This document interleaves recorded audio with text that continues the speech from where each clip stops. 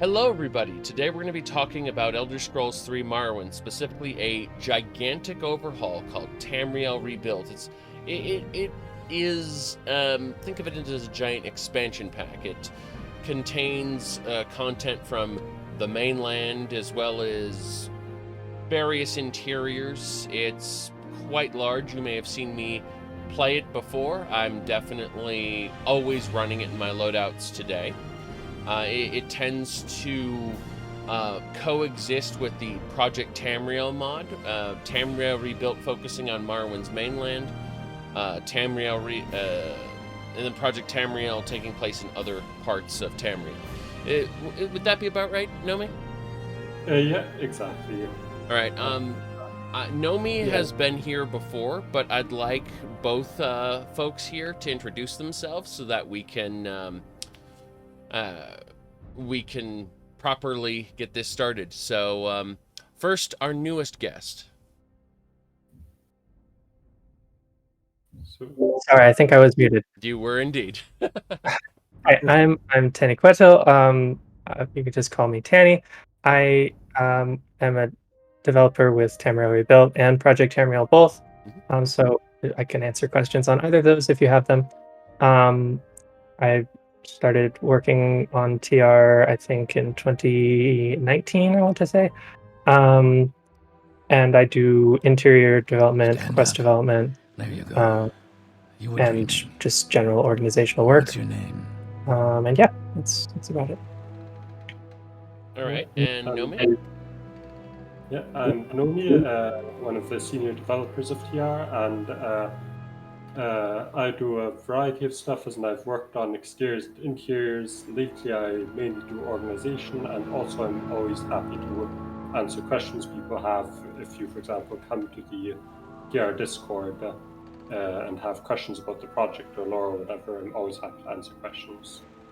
Yeah. That's good to hear. So, can you give us some background on Tamriel Rebuilt? I know I vaguely described it, but how would you like to describe it to other people? Yeah, so Tamriel Rebuilt, it's one of those cases where the title of the project is sort of a legacy title. I heard really, Tamriel Rebuilt is recreating the Morrowind mainland. The game called Morrowind is set on the island of Vardenfell, and it's only part of the whole province. As you mentioned, there's now the other sort of umbrella of projects, Project Tamriel, and they're working on the other provinces in the continent of Tamriel. All right, and for a person who has no idea what this entails, how many quests does Tamriel Rebuilt have right now? After this next release, we will have more quests than the entire vanilla game. Okay, so not the number offhand, but it's in the hundreds. So than when you combine that with landmass and stuff, you're more than doubling the content of the base game, essentially. Not just quests, but things to do, dungeons, like overworld content, stuff like that. That's right. Okay, that's good to hear. And in fact, it's about double right now. We are not, of course, Tamriel Rebuilt is an evolving project, and we continue to build it out further over time. When we are finished, we anticipate it will probably have around 3 times the content of the vanilla game. Is that a rough estimate, Nomi? Do you think that's accurate? Yeah, I'd say as in 3 times exactly 40R, and so plus the vanilla game is in all 4 times the content basically, as in the game as a whole would be 4 times as large then. I see. So you mentioned you were also working on Project Tamriel. Would you like to talk about that really quick? Tell people what that is? Sure thing. So Project Tamriel is sort of a sister project to Tamriel Rebuilt, where the goal is, rather than building out the mainland of Morrowind, to build the western provinces of Tamriel. The active projects right now are projects to build Skyrim, the province. So that's about 100 or so years before the events of the game Skyrim, because it takes place simultaneously with the game Morrowind. So Skyrim, and then Cyrodiil is our other active Project Tamriel project, and we're currently working to build the city of Anvil in the Cyrodiil project, and working on the city of Markarth side in Skyrim. The Skyrim project is called Skyrim Home of the Nords. The Cyrodiil project is just simply Province Cyrodiil. But the Project Tamriel sort of umbrella covers the entire western part of Tamriel, so not just those two active provinces, but also High Rock, Hammerfell, Valenwood, Elsewhere, and Somerset. Though those are all currently in various stages of sort of focusing on world building and asset development, with the idea that we can use concepts and assets from those provinces to be visible and available in the active provinces. We don't What we want to avoid, of course, is like spreading ourselves too thin and having all kinds of active projects at once that don't go anywhere. We prefer to focus on a couple things at a time, so Cyrodiil and Skyrim in this case, and really make progress there, while using these external provinces to sort of enhance the available concepts and world building and assets in those. Okay. You mentioned Skyrim and specifically Markarth, and I think this is a good way to set expectations because a lot of people would be expecting, like I'm flying over the city of Ebonheart right now, and a lot of people would be expecting Ebonheart as it was depicted in Elder Scrolls Online. They would be expecting, um, say, Markarth as it was depicted in Skyrim, but Sure. Markarth isn't made by the Dwemer in this particular instance, is it? No. So one thing that I think is important to note about Tamriel Rebuilt and Project Tamriel is that these are old projects. They have been in existence for a long time. Tamriel Rebuilt has actually been an active project longer than Morrowind has existed, believe it or not, because it was conceptualized first on the Elder Scrolls forums when Morrowind was first announced. Um, but what that ultimately means is that lots of our world building and conceptualization, and even some of our released areas, are actually older than, for example, you gave the example of Elder Scrolls Online. Um, our city of Old Ebonheart began its conceptualization and development before Elder Scrolls Online even was a thing. Mhm. So it would be difficult for us to constantly be going back and adjusting things in that sense. Then you also have to contend with the fact that the lore has taken a rather substantial series of detours from the release of Elder Scrolls 3 Morrowind, that it would simply not be feasible to have a connected and integrated feeling world space with the vanilla game if we tried to bring in later additions, just sort of as a rule. We do occasionally when they make sense and they're good, but it's not the only rule we have is that we have to keep things aligned with the vanilla Morrowind game. So what you're saying is this is period specific to Morrowind, the game when it came out, essentially, as opposed to the introductions in Oblivion or Skyrim or ESO. It is, like, for example, Skyrim would be the Skyrim through the lens of when Morrowind initially came out. Exactly, and yeah, that's a great way to put it. So, as an example, you talked about Markarth. Mm-hmm. In older maps, it was Markarth side, and it's called that on the arena map in the very first Elder Scrolls game. But one of the other things that is interesting is in the Pocket Guide to the Empire map that was released with the Elder Scrolls Redguard, around the time of Morrowind, a little before. The largest city in that part of Skyrim is not Markarth, it is Karthwasten. So in Skyrim Home of the Nords, the Project Tamriel mod for Skyrim, it we have presented a world where Karthwasten is the largest city in the region, and Markarth is a large city, but not the largest. Um, in Morrowind era lore, there were no dwarves in the vast majority of Skyrim because they went from Morrowind through Cyrodiil to Hammerfell. So our Markarth side is a Nord city built around an old Durrani elf citadel. It's just little changes like that to make it more integrated with the world as it was presented in the original game that we're modding. I agree Yeah, completely. I don't know if you want to add anything to that. Yeah, that sounds pretty interesting.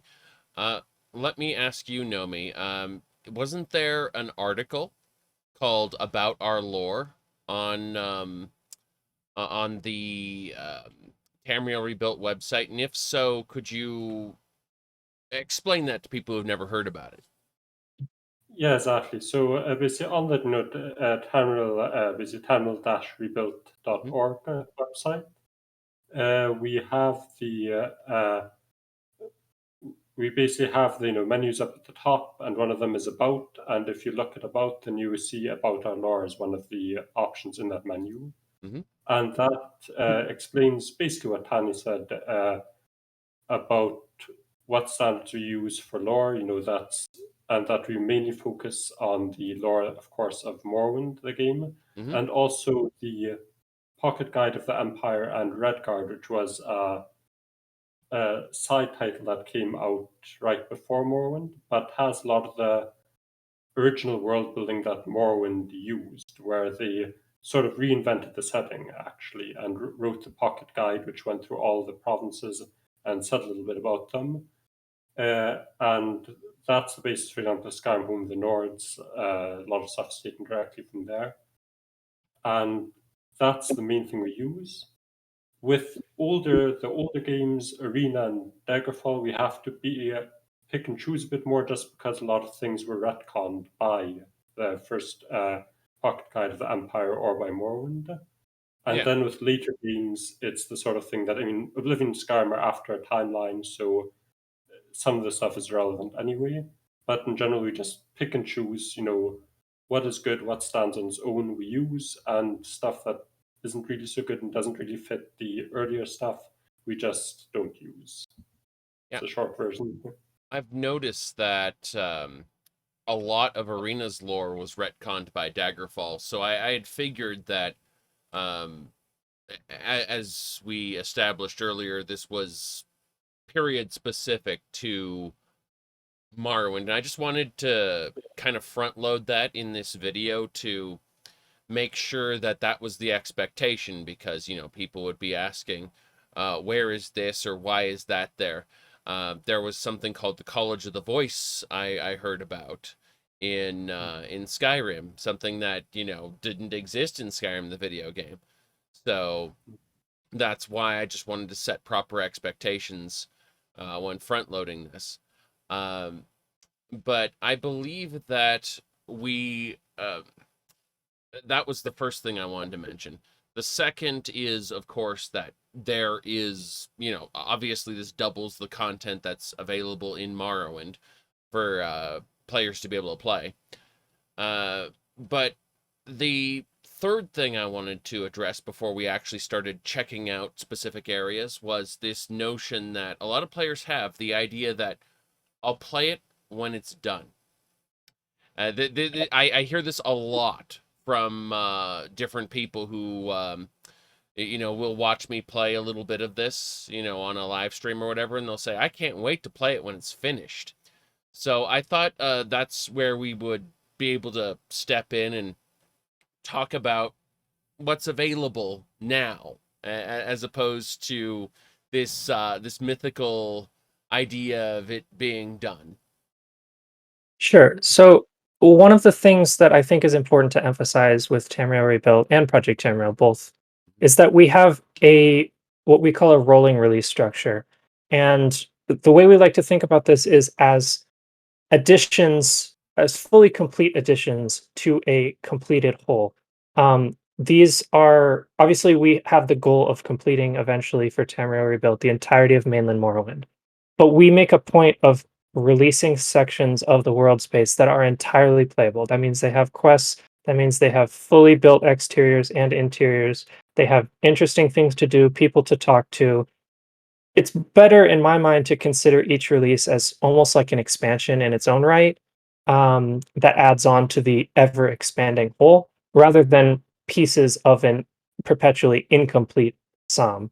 And I also think that that works on both a development level and a sort of public engagement level. I think people sort of have this idea that all projects are these big, huge things that just sort of add work and work and work for years and years and years and never release anything. Um, but we really try to release things consistently, and recently we've been able to have some success with that, thankfully, where we can release things every couple of years that add, in the case of our next release, literally over 100 new quests, um, huge hundreds of exterior cells worth of world space, hundreds of interiors, all kinds of new assets, goodies, artifacts, things to do. So we really encourage people to check it out with each new release, so that they can see what's new, they can play the new content, and they can feel like they're exploring new things, because there always is a whole lot of new things to explore. Is there anything you want to add to that, Nomi? Yeah, that in general, the releases are basically like, expansions. And we have, the TR mainland file is the main one. You have also the Tamriel data, which has all of the data files. Mm-hmm. But TR mainland is the master file with our, playable completed content. And that's already, again, basically the as much content as the original game. And the upcoming release will add a huge area to that and tons of quests and so on. A massive expansion, bigger than the official ones, I think. Yeah, exactly. And so there's plenty to play in there. There's really no lack of content. With the upcoming release, there will be things like new vampire clans and that sort of thing, that we're really adding all sorts of features in the new releases. And again, that TR mainland master file, we do make sure it's as polished as can be. There are always going to be, of course, bugs after release, but we release hotfixes and all those things if they're needed. And it's, the official expansions weren't without their issues either, but we're constantly working away at it and keeping that master file polished. Okay, now if someone were to download Tamriel Rebuilt right now, they would see a variety of options. First of all, the vast majority of people who sit down and download Tamriel Rebuilt, they get giant yellow exclamation points all over their landscape because they don't read the big giant text on the download page that says register your BSAs with a link on how to do that. This is something that I don't think you guys can solve. This is just a user does not read problem. But it is interesting because, for the people who do, actually read it and do get into it, it's very simple, by the way. You literally go into your config file and add a couple lines of text. It's very simple. But when you get past that point, players are given a list of options. They're given the mainland, as you said, but they're also given a preview and a travels set of plugins as well. And I thought maybe you'd like to kind of touch on that a bit. Yeah, that the preview is a sort of thing where opinions are very split. Some people aren't so much a fan of that and think it's better not to load it. Other people do like to have it. Mm-hmm. It adds all of the basically unfinished, unpolished stuff in whatever state it is, that you can basically, one thing is that if you want to explore it, you can explore it to see all the non-functioning doors, empty areas, areas without textures, all that thing. What some people like it for is just to, when they're generating the distant land, that they have that cleaner edge to their world map rather than just having a sudden drop off at the end of TR mainland. So that's why some people like to have it, but you have to be aware that those areas are not going to have any quest content. They're going to be sort of very empty, and you might find all sorts of issues there. And so you just have to be aware that that's the difference then between the TR mainland areas and the TR preview areas. We have, plenty of maps and so on that show you exactly where the divide is. And then with TR travels, depending on if you are loading just TR mainland or if you're also loading the preview. And then there's also the old TR travels, which is for specific mods for backwards compatibility. You only need to load one of those. That we basically have 3 versions of it, but you only ever need one. And it's really quite straightforward, again, which one you would need, but it's, again, you just have to take a look at the README. It's all sort of explained quite clearly, and then just go through it once you have the setup you want, and then you can play. Okay. And I will add one thing, that with the registering the BSAs, again, that's explained in a lot of places how to do it. It's adding a few lines, quite simple.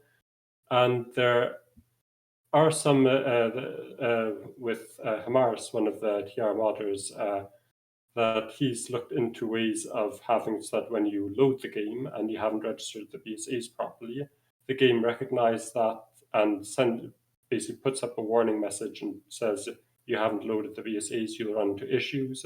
This is what you need to do. And so we might be able to make things even more straightforward there, so that you really can't miss it.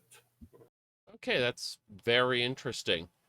Well, with that all said, are there any specific areas we want to show off for? I mean, I flew through Old Ebonheart really quick, but before we get into specifics about what's being redone and why, I figured we could really quick just showcase any parts of Tamriel Rebuilt that you wanted players to see before I get killed by cliff racers in the sky. Because that is apparently a thing that's happening. Sure. So I don't know how much time you were hoping to spend on this, but we have sort of 2 distinct sections that we are releasing simultaneously for our next release. Okay. We've been sort of collectively labeling each one as a different release. The first one is Dominions of Dust, which is the area west of Old Ebonheart and the Anthurin region that we released last time, all the way to the Cyrodiil border, to the mountains. So that's this huge area. Sorry, go ahead. Do you have any COC codes for me? Yeah, so you could COC Anthurin would be a good one, and it's ANDOTHREN. And I'm sorry, your stream is a little bit behind for me, so I'm maybe slightly delayed on commenting. So this is on the other side of the big river going south near Old Ebonheart. That's right. Okay, and this does appear to have some dwarven towers in it. Yeah, exactly. That basically Anthurin is a large town. It was sort of conceptualized as in a way like a second Balmora, across from the water. I see. But ended up quite a lot larger, actually. And it's overlooked by this drummer ruin that you're seeing here. Give me a second. I'm just going to run through it because flying over it doesn't really do the player experience justice. Being able to walk and jump through it. Yeah, and Anthurin will basically be in Dominions of Dust, will sort of be the main city and hub of player content. It has all of the Imperial guilds, and it has House Lalu and the Temple. And so a lot of factions to play there, a lot of miscellaneous quests to play as well. So this is more Halalu architecture, or yeah, exactly. Yeah. Okay. Yeah, this is the main Lalu port on the mainland, sort of their third city behind Narcissus and Kraganmore. It was originally designed to be sort of a mainland counterpart to Balmora, but we realized it ultimately would need to be a little bit bigger to fully sort of fulfill its role that we had in mind. So it's closer in size I think slightly to Old Ebonheart, though not nearly as big. And it has a lot of quest content, both for, as Nomi said, the standard guild factions, but also it'll have House Lalu content, the first of the Lalu content quest lines that we will have in Tamriel Rebuilt, as well as temple content, like a whole quest line for that. Am I forgetting any? No. No, I think those are the main ones. And oh, you're right. We also have some Moratong quest content that was added as well. A few writs there. Yeah. Oh, so major guilds. Did you try to post something just now? I did, yeah. I was trying to answer a question in your chat about our releases, but it looks like I can't post links. No, you're a VIP now. You can post whatever you want. want. Oh, wonderful. Okay. Let me get that link again. I think I'll also just anyway, I've just posted a link to a map that shows the historical releases of Tamriel Rebuilt, starting with our very first one in 2006, up through the 2008, 2012, 2013, 2018, 2019 releases. Our next release will be a joint release of the areas titled Future 1A and Future 1B on that map. 1A is the Dominions of Dust release, and 1B is Embers of Empire, which we can talk about after we're through talking about Dominions of Dust. And if you zoom out of that map, you can just see the comparison between the area of Future 1A and of Solstheim way off in the north and west. Solstheim is, let me just really quick. So this would be Solstheim over here. And then if we zoom out, you can see that's tiny. I know it's mostly behind here, but if we keep the scale the same, you can see that, and then we scroll down to Future 1A. So this is much bigger than Solstheim, in other words. I think every release we've had has been bigger than Solstheim. Yes. Absolutely. So, and definitely more quests with each one. So you kind of had a different team back when what's it called, the initial like northeastern areas were being made, like Balora and Firewatch, areas like that. You mostly had different people, right? Yeah, exactly that. I was on as a developer, but I was sort of just your ordinary developer. I don't think I did that much work for that release either. I started doing an NPC claim for Onion Rune, which is one of the original settlements there, but I didn't get very far with it before I dropped it and someone else picked it up. But yeah, most of the team there is no longer active. We still have them. A few of them sort of hang around on the Discord. Yeah. But exactly, but the team has undergone quite a few changes since then. Because I've noticed that a lot of the fields up in this area feel very much like Vardenfell Plus. Whereas when you start getting down to the Akamora region and a little bit further south, things start to feel completely different. Like back when we were doing those very first releases, we didn't have a lot of capacity to create new assets. I don't know that. I mean, I'm not an asset developer, but it was, I know, very difficult with the lack of tools at the time to develop new assets. And with more modern tools available to us, we have the ability to create not just like one-off assets, but whole new regions that really feel distinct from the vanilla game. The Anthurin region from our last release is the first one of those brand new regions that's like really been fully realized, with all new flora and fauna assets, with new textures on the ground, new boulders, trees, that sort of thing. And we have continued to build out new regions, following that model as we've gone on since then. But that's the other thing, is if you go back to the map real quickly, the Embers of Empire release is sort of our first attempt at facelifting those old regions. So here it's labeled as Future 1B. It's that area in red up in the top right. Oh, okay. So everything in that area has been overhauled pretty much from scratch with a new region called the Dagon Uro region. That's much more ashlandy than the old sort of fields that were there. The Yes. cities of Helnum, Firewatch have been completely rebuilt from the ground up. There's new quest content. We're really treating it as a full new release to happen parallel to Dominions of Dust. And it's, like I said, sort of our first try at doing this, and we did a lot of things wrong. We'll learn from the experience to do, but we're planning to keep doing this to bring the old content sort of up to the standards that we've tried to set with the more modern releases of Tamriel. Yes. For those who don't know, Firewatch in the current public release of Tamriel Rebuilt, the area around that, especially south and southeast, feels very much like the fields in kind of this region of Vardenfell, like up around here. It's where with all the wickweed and everything. It feels just more of an extension of that than its own independent place.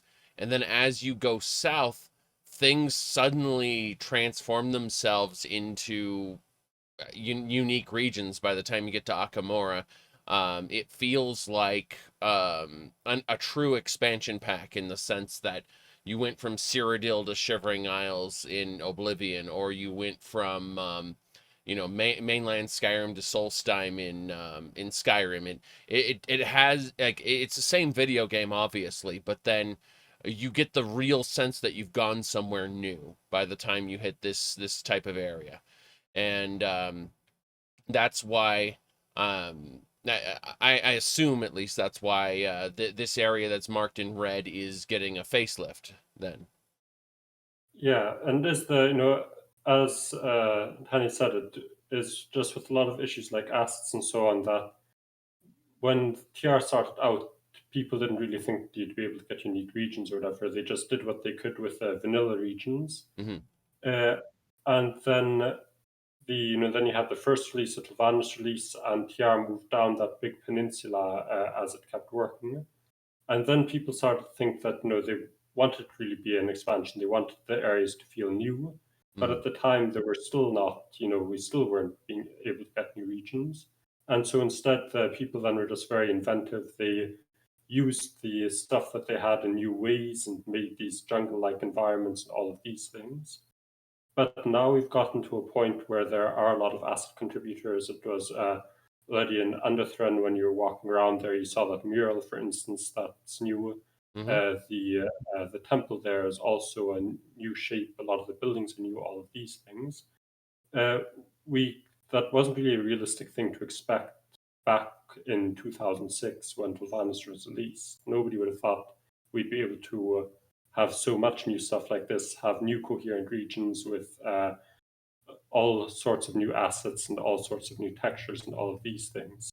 And so that's why we want to go back to the older areas and really let them see the sort of potential that with Tylvanis, the home of Tylvani, that it's this foreboding place, this challenging place, and to really make it shine.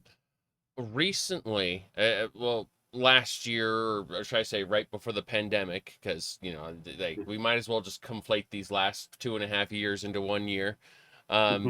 But we actually did a test 3 MP where we ran around and we talked about this southern area here south of Old Ebonheart, and in that we saw temples and things where we actually discussed why there would be a particular road going through here, why the how it ties into the Tribunal Temple and how you've expanded on that particular religion, and how the indigenous people go on pilgrimages up and down this road. Has that kind of thought process extended itself to these new areas? Yeah, Absolutely. very much so. Sorry, go ahead. That's, for example, with the Embers of Empire release, that focuses on the Imperial content in Tylvanis. And the Imperials in that, very far part of Morrowind are sort of very isolated. It's a very, Morrowind is xenophobic on the whole, and that's especially harsh for them. Mm-hmm. And so we really want to, for example, do that a bit more justice. And do you have anything to add? Yeah, so Firewatch in particular, we've really tried to add a lot of historical context to it. It is a place that's rich in history in setting. We have retained a lot of the characters, the NPCs from the old settlement in the older versions of TR, but we've really tried to give them a new life and rethink how they fit into the world. Um, there's a lot of things connecting Firewatch to the in-world history, such as depicted in things going all the way back to Arena. Mm-hmm. You mentioned how oftentimes arena lore just sort of falls by the wayside. In Firewatch, we've actually retained a little bit of it, such as the fact that during the Imperial Simulacrum, 30 years before the time of the game, Firewatch went to war with Old Ebonheart. Mm-hmm. And there was sort of an Imperial civil war in the setting that the people in Firewatch are still sort of living in the legacy of. The Duchess at that time was killed in the war. Duchess Vainth, who was actually a character in the Elder Scrolls One arena, Mm-hmm. And we have sort of expounded on that with a new ruling family from Cyrodiil called the Jandasias, who are trying to sort of figure things out as in a fish out of water situation, um, ruling this city sort of on the edge of the known world as far as Imperials are concerned. That sounds very interesting. Now, is any of that that preview content available to look at now, or is that just Yeah, down the it's line? all in there. Okay, so why don't you give me a COC code and we'll have a look at some of it. Sure. If you COC to Firewatch. Welcome back, everybody. We are now in Firewatch. It is a nice settlement. What have you guys done in this version of Firewatch versus the old one? And So, what? sorry, yeah. So we've pretty much rebuilt it from the ground up, including the surrounding area. It is now, I want to say, 4 or 5 times the size of the old Firewatch. The old Firewatch had, I want to say, 14 buildings, which was very disappointing for the imperial capital of the district. Now I think it's somewhere in the area of 60 or 70. Um, there's a lot of things here that were not there before, such as a true palace called Emberkeep, or the Duchess, which is building over to your left. Um, well, too far left, sorry. My stream's a little bit behind. How about I Next to land? yeah. And then there's a new lighthouse called the Drake Light Beacon, which was I see it. created by our wonderful asset developer, MW Geck. It's huge. It's the tallest building in mainland Morrowind so far. It's a very cool thing. There's also a College of Firewatch, which is sort of a spiritual successor to the old, very ancient Firewatch library, if anyone remembers that. And it's a college for academics from around the wider Western Tamriel to come to study Morrowind without having to get too dirty by going to Vardenfell Island itself. It's sort of like the safe study from afar kind of I place. remember this gate used to open out and be gigantic and hit NPCs, and now it's a smaller gate inside of the larger one. Yes, one of many small improvements to this place that we have made. That those gates were made by Wally, our another wonderful asset developer of ours. Um, and if you look up to your left there, there's the Drake Light Beacon, which is just a really cool landmark. And it's actually slightly taller than the lighthouse in Old Ebonheart, which I think we have some NPC dialogue bragging about. Um, so the inhabitants of those two cities do not like each other very much. Mm-hmm. But this building directly to the right of the lighthouse is the Emberkeep, where the Duchess lives, back in that courtyard. And then up and to your left here, that big building with the oh, sorry, my stream is way behind. It's probably messing up the It's fine. Just keep going. but in that courtyard up in the direction you had been going is the college, and that's got sort of courtyard and start wandering up the town. Okay, so I'm looking at the Mages Guild right now because I can tell their banner. Going up the hill from where the Mages Guild is. Yeah. Mm-hmm. And that big building up in the plaza is the college. Okay. And there's also just like a lot of shops and things up here. Nomi actually made that building, the one straight in front of you. Mm-hmm. This is the Grand Chapel of Akatosh. Okay. But yeah, lots of cool little interiors in this place. Every single building in Firewatch was rebuilt with the intention of sort of making it more interesting to wander around and talk to people and see what there is to see. There's one place you may want to check out on stream in the college, which is a museum that has a lot of cool, unique artifacts inside. All right. So from the chapel, how would we get to the college? Yeah. So basically, it's also in the square, and it's the large building. If you go a bit there, you're looking at it. College of Firewatch. Yeah. Okay. It is quite large, and there are quite a few books. It is. So that part where you're looking at the books is actually just like the student textbooks for sale. There is a full college library, which is up in the tower, and that has many, many, many more books. If you go upstairs, you can find that. But before you go upstairs, you may want to look at the museum, which is the door in the main hall over to the right. Okay. And sorry, I'm just waiting for the stream to catch up. And this is a museum about the history of Firewatch, which, if you sort of go through it, you can see from like the earliest days of the settlement to the modern era.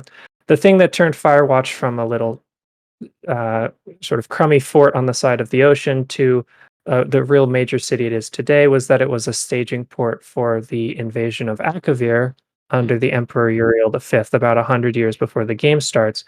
And his shield is actually here in the museum, but he died in Akavir. And so the Firewatch Museum is sort of partially dedicated to the history of the invasion. There are some artifacts from the various Patamaic archipelagos. The sort of later history, what happened during the simulacrum. Just lots of interesting little pieces here to look at. You mentioned Uriel Septim V, a little piece of trivia for anyone who's watching the stream. Uriel Septim V, the original plot of Skyrim, Elder Scrolls V, before they changed it, the original plot was going to be Uriel Septim V came back from Akavir as an undead emperor with an army of dragons bent on retaking Tamriel for the Septims. That was going to be the original plot of Skyrim, but they dropped it early in development. Yeah, that was a nice move, but that is amusing because it is with the fire moth. It's always an issue with the development that you have the Firewatch is the city that we're looking at now. Yeah. And then there was the Fire Moth official expansion, and that has an undead person, Gurn, who took it over. And I forgot how much of it is Kiarlo and how much of it is the original, but he also is associated with Akavir and this undead figure that came from Akavir, so that all fits very well, actually. Yes. But it's just interesting to look at the path not taken when it comes to development, because there are so many things like, let's be honest, Elder Scrolls 3 Tribunal taking place in the Somerset Isles. That was the original pitch.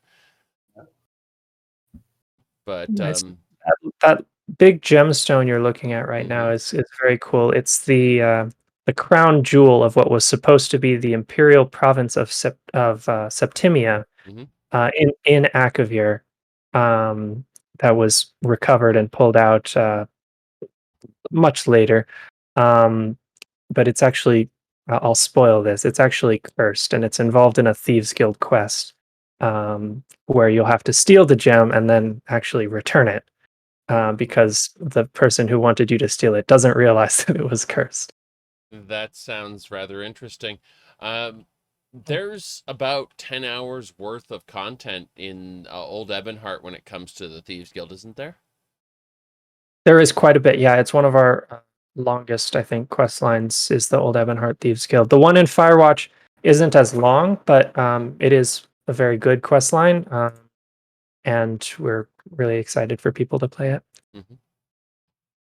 So yeah, this is rather interesting, this part of the college. Is there any other part of the college you want me to check out really quick for the stream? Yeah, you'd probably want to check out the library. If you go back down the stairs and then up the stairs that are in the main hall, it's sort of at the top there. And I think it's locked because we haven't, it's up into the other side. I'm sorry, my dog is loudly scratching in the background.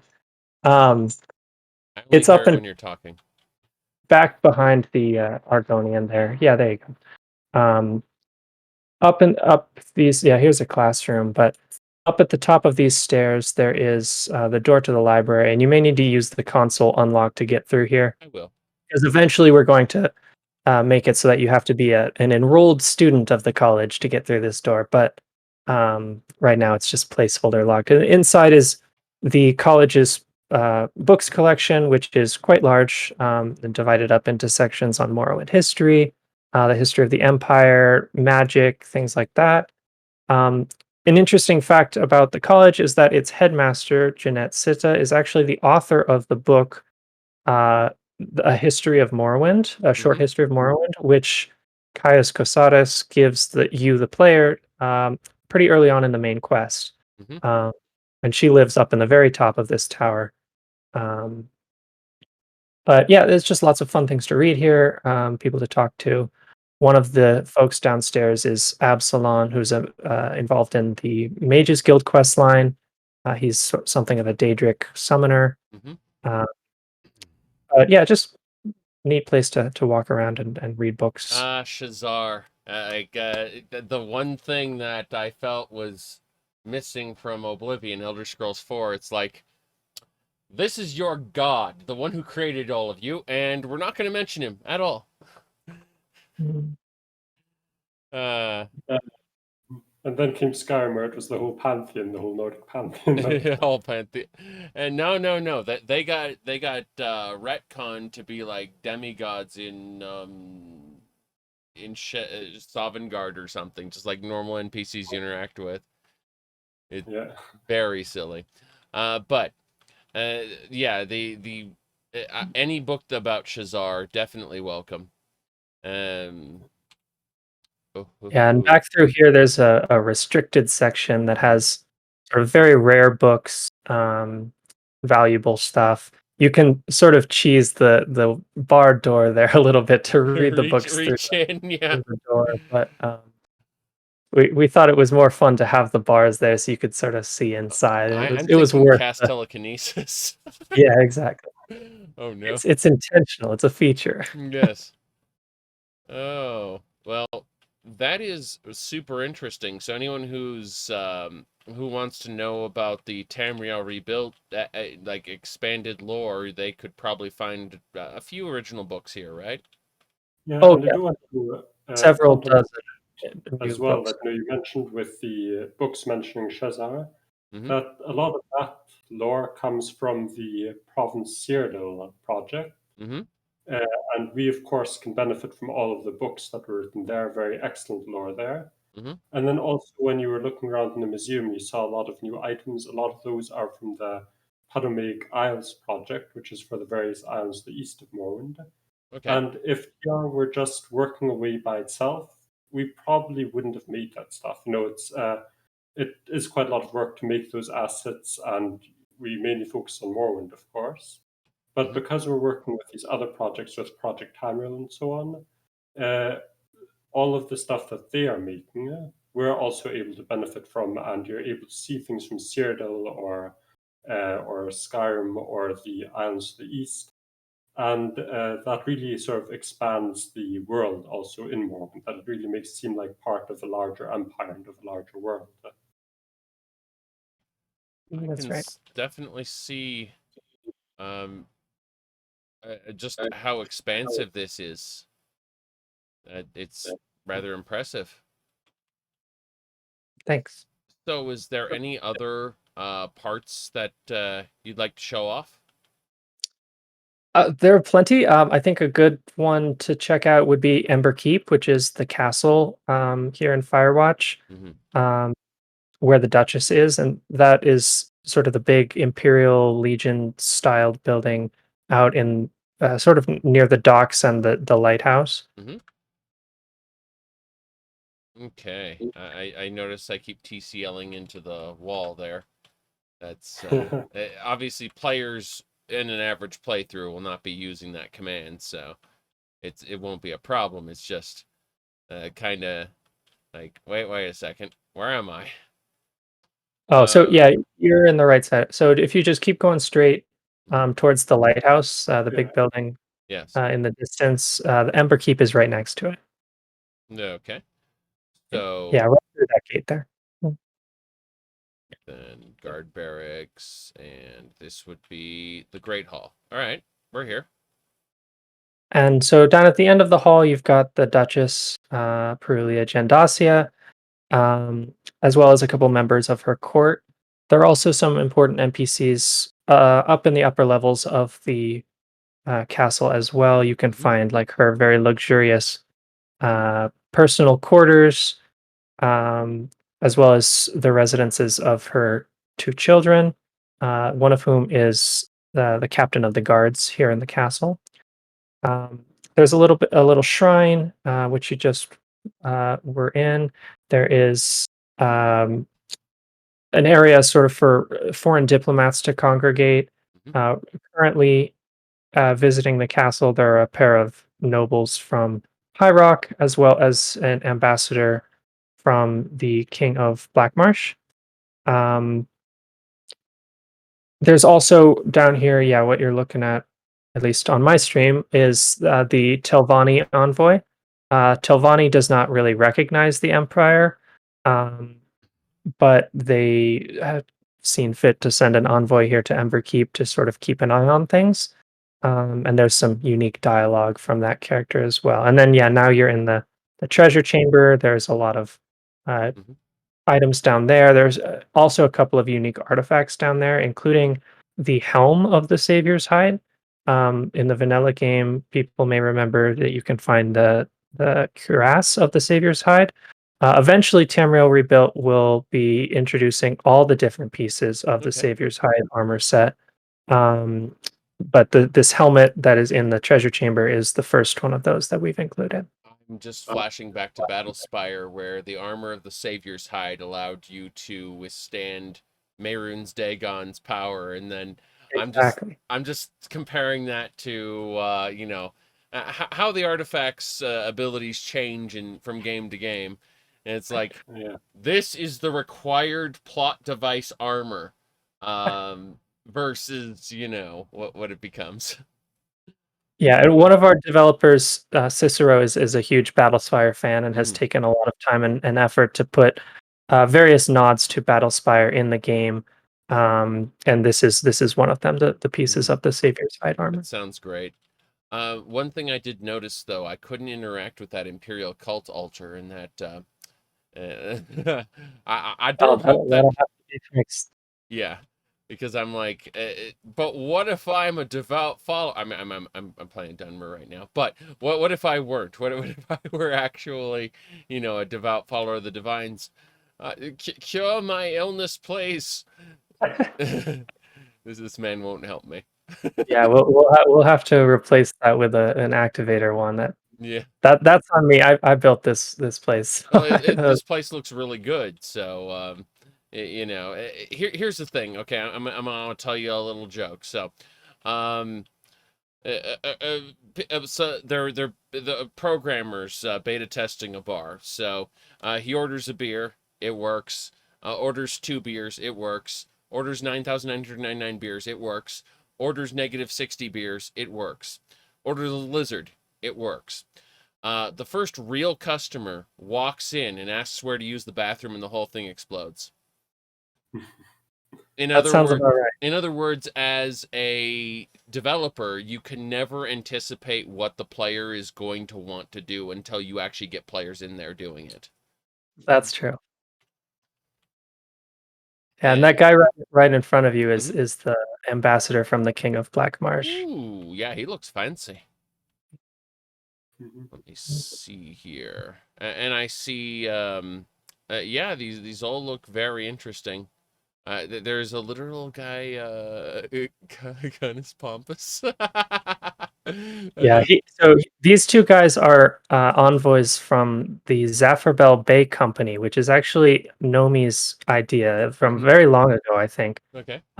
Was to turn the old city of Helnum, which has been in Tamriel Rebuilt a long, long time, into sort of a trading post town for this new trade company called the Zapharbel Bay Company, which is a competitor with the East Empire Company that people may know about. And there's a lot of sort of politics in the world building there. Of East Empire Company has a monopoly over all kinds of things, but the Zapharbel Bay Company says, "Oh, well, we can trade for the things that you don't have a monopoly on." So here in Emberkeep, there are representatives from both the Zapharbel Bay Company and the East Empire Company, and they do not like each other. And you can do quests to sort of interact with that. And then we've also, like I said, rebuilt the entire city of Helnum as well. So now it is a Zapharbel Bay Company stronghold. There is a huge building there, a headquarters for them, as well as just a bunch of new cool places, cool interiors. That's one thing that sort of might, maybe, I don't know, initially alarm some people, is that Helnum ended up quite a lot smaller than it was in old release versions. In the current release of Tamriel Rebuilt, if you load it up and go to Helnum, it's this massive city. It has shack slums, it has the Imperial area, it has the Tlvani area. With this new version, the Imperial area is much smaller. And the Tlvani area is a bit off to the side. It still exists. The content really, there isn't less content. In this case, most of it was moved to Firewatch, and more things are added to Firewatch, which made it even more massive. Yeah, Helnum, honestly, kind of that had a gigantic Telvanni town like right outside, didn't it, in the original? Yeah. It was all like one big blob of stuff. It was very weird, and we decided to sort of start fresh. Okay. But the Telvanni town is now a separate thing called Telgilan. It is a little bit removed from the new town of Helnum, and they're still very close. They have a close relationship, but they are distinct now. All right. Well, and that is also in the file you have if you want to go check it out. Have a short look around. My wife is indicating I have about 15 more minutes, so let's show off what we need to show off. Anything else? I think, in fairness, we should check out some of the Dominions of Dust content since we've spent some time here in Firewatch. Nomi, do you have any recommendations besides Anthurin over there? Anthurin's definitely the highlight. I think the Ishanran camp or Arvid actually is a good. Oh yeah, Arvid would be a really good choice. Yeah. If you COC to Arvud, which is ARVUD, that is a pretty cool place to check out. It's a little trading town deep in the middle of Orm and Ashlands region. Ashlands. Okay, hold on a second. Let's zoom up the map so we kind of get an idea. So, for those who don't know, Firewatch was up here, and Port Telvannis is over here. Necrom's down here. And then over here would be like Old Ebonheart. So Old Ebonheart's the big imperial capital. And then, so we are in Ashlands way over here in the corner. So that's quite a bit of adventuring later for the average player. Oh, yeah. Yeah, and that's, again, we're talking about how we incorporate a lot of, lore that didn't make it obviously into, the original game because that was just in Vardenfell. And in this case, it's descriptions from, again, the first Guide of the Empire, that as soon as you enter Morrowind, the environment's completely different, and you have the ash in the air and all of the strange creatures and so on. And the Ashlands is a bit of that. But what you're looking at now is Arvid. It's it's the lone Hlaalu town in the Ashlands, caravan outpost where they pass through on the way from the sort of Hlaalu heartlands to the south up to the newly the territories that Hlaalu gained, including Anthurin, from the Indril that they took over, which is, I think, described in the short history in Morrowind. The circle's all completed. Though it might have been the other. There's another book that I always mixed up with on Morrowind.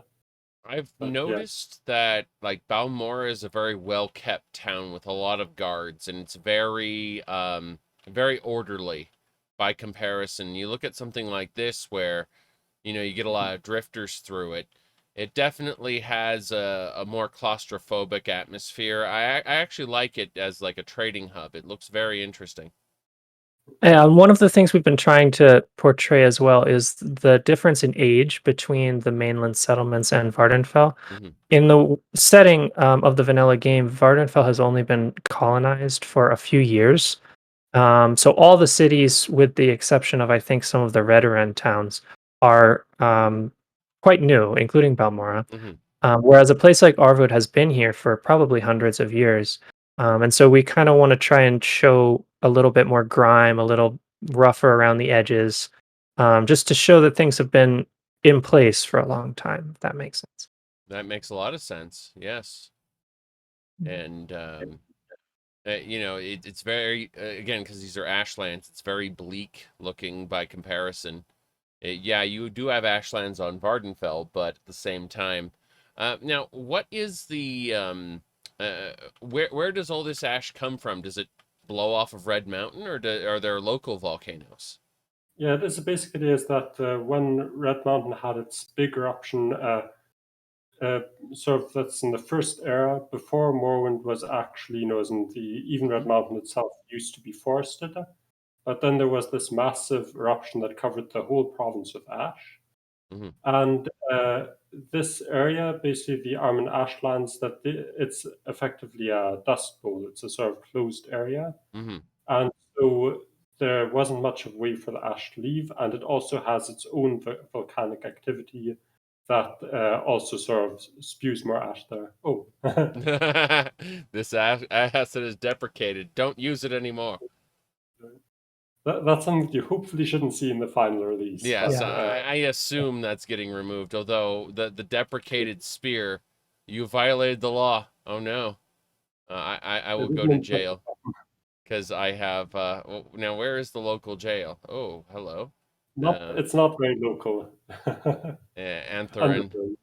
So you asked about Anthurin, being a place to show off, and this is the daytime because last time we came through here it was night, so get a different look on it, I suppose. Yeah, and these huge buildings over in this part of the city are the manors of various wealthy folks. Okay. Some of them are Hlaalu council people. Some of them, one of them is a merchant with the Empire, who's a Khajiit. This huge building with the Imperial banners is the seat of the Imperial Magistrate. Okay. Then we have another manor, which is the one sort of at the furthest end of town, which is the seat of Nolis Atrius, who was a character mentioned in the vanilla game, but who never actually appeared. In one of the quests, I can't remember the name of it, but the player is asked to beat up some thugs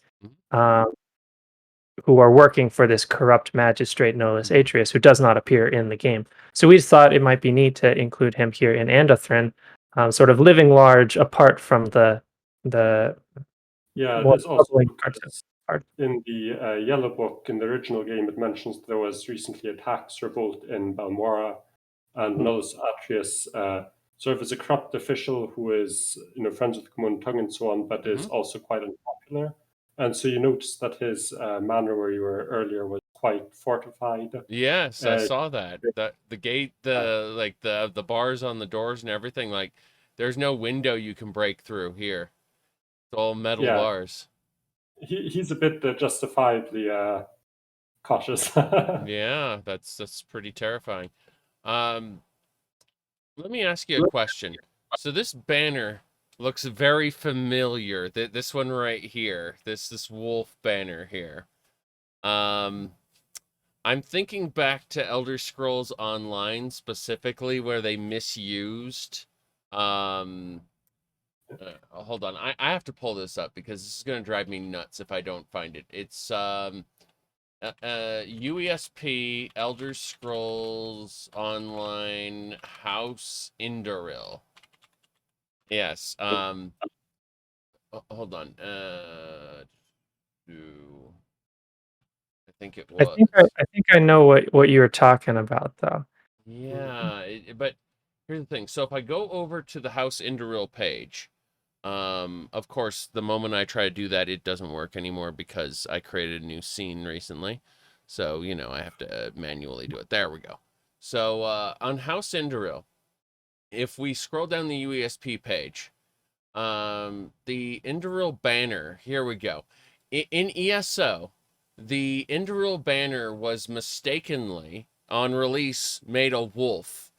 And they fixed it many patches later, but that was because the actual lead writer, the quote unquote lore master, as they called him, that's not really relevant, but they weren't talking to the actual level designers at the time. There was not open communication between them. So that as a result, this banner here was House Indoril's for a while, back before they fixed it. And so I was looking at that banner going, that looks familiar. Right. So that's the personal banner of King Helseth, who is the current king of Morrowind. The reason it's a wolf is because it's his personal sigil rather than the one of House Indril, and he is from the city of Wayrest in High Rock. Yes. So this banner being here just sort of shows that the magistrate is a subject, a part of the court of King Hlalu Helseth. That's cool. And to indicate that it's all sort of part of the same system. So you'll see that banner in the vanilla game as well in the Tribunal expansion in Mournhold in Helseth's court. Yeah, that makes perfect sense, and it ties it all together. It makes absolute sense that you'd have, loyalty to the Empire, loyalty to your direct king. Yeah, I like it. All right, so obviously we kind of want to teleport back to that area we had been kicked out of, and I've got about 5 more minutes, so is there anything else you want me to look at or talk about? Yeah, I think that with Arvid, the things that is, of course, with the Ashlands, you can run around a lot. There's there's an Ashlander tribe there. There are actually 2 Ashlander tribes, but you can COC there if you want. It's a COC Ishanoran, so I can spell it out for you if you like. Player COC and yeah, how do you spell it? So ISHANURAN. Okay. I am now in a dark place. So you'll want to COC to Ishanaran Camp. This is probably a dummy cell for dialogue filtering. Yes, absolutely. Okay, you're probably just following an empty space right now. Yeah, that is definitely it definitely fits into the Ashlands, and it definitely feels like an authentic Ashlander camp. Yeah. One thing I would definitely recommend doing, just maybe at the end of the time we have, is to go as far west as you can, so that people can see the edge of the world space that we're releasing with the next release, which will be the mountains on the border with Cyrodiil. Okay, what was the was it mod AV speed? I can just give you a COC if that's easier. Go for it. So I would say COC Mount Dunul, DUNUL. Mount MT? DUNUL. Oh, I'm sorry. I misunderstood what you meant. Yeah, you said mount, and I was like, Yeah, mount spelled out, and then Dunul. There you go. Oh, Dunul. yeah. Okay, there we go. Oh wow, this is definitely kind of I got a TCL through this. Yeah, you may be under the mountain. I am very far into the mountain to the point where it's off Oh, the yeah, map. wrong direction. Yes. I mean, it's the right direction, of course, because you're going east. Yes. When in doubt, go up, right? Yeah. Well, I'm looking at it right now, and these are what was that? See that mountain? You can climb it. Is that Yeah. the? This is, I think, the tallest mountain we have in the next version of Tamriel Rebuilt. It But may be up there with Red Mountain. but I'm if not you sure. make this big, then however are they going to do High Hrothgar? We have High Hrothgar in Project Tamriel, and it is very big. Yes, But it's not in a state that's ready to show on anyone's I stream yet. understand, but yeah, the verticality on this, because I'm looking down where there's more content that way, and it's like, oh, there's actual stuff on the side of the mountain for players to do. That's pretty Yeah, significant. Yeah, so this part of the world is really remote. The Redoran try to control it, but it's really sort of a wilderness area. Lots of cool dungeons. There's a goblin tribe who lives up here. There's a clan of orcs inhabiting this part of the mountains. There are just lots of cool little dungeons and challenges for players to find. Looks great. So, is this playable content? Sorry, when this update comes through, will this be playable content? Yes. Yeah. Okay, that's really neat. Now, I basically have to go. So before I do, let me ask you, all, if someone wants to get involved in the project, we've already explained why people should hop onto this now, because it's a rolling release. It means that there's content to do right now. There's game to play right now. But if someone wants to do more than play, if they want to actually like talk to you guys about what's going on, maybe contribute to what's going on, how would they do that? Like, how would they best get in touch with you guys and do all that?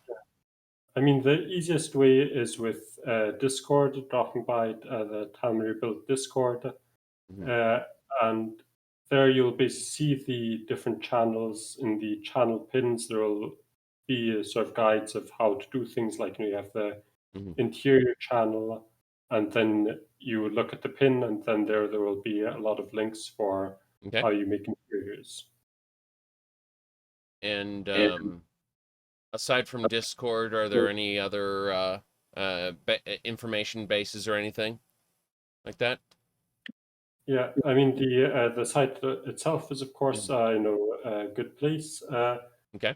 And really, I'd say that those are the main ones. With Discord, you can get to most things. You can also ask questions there, and people will be very quick to help you find your way.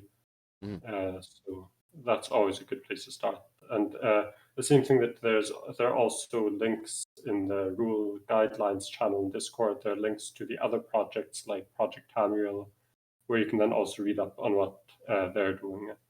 And in both of our cases, it's completely open development. You can see all the discussions, see what's going on, and take part.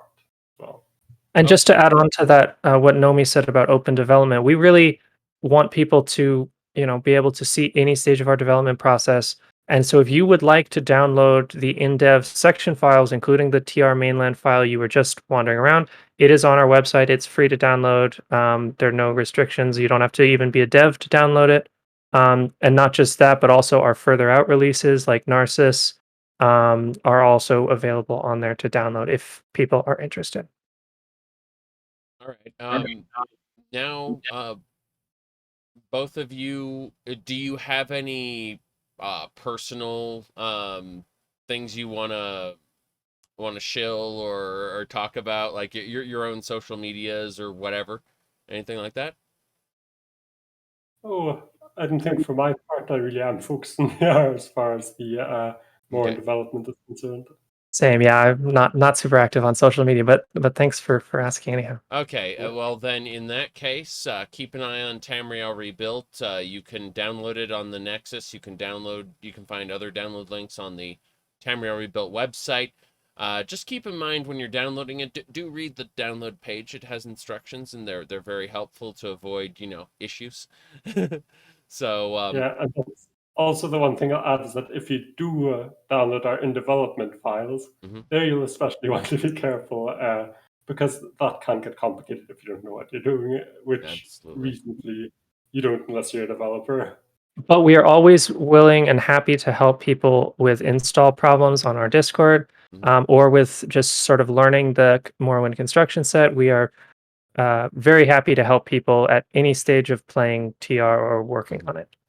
Well, I would like to get you guys back at some point to do Test 3MP, actual multiplayer in Tamriel Rebuilt, but that'll have to wait till another time. Thank you guys for coming. I'm going to turn this into a YouTube video, and I'll make sure to have links in the description and all that. But for everyone else watching, thanks for showing up live, and anyone who's watching this later, well, check out the project. It's really cool. Thanks very much for having us. Yeah, thanks for having us. All right. Bye, everybody. All right.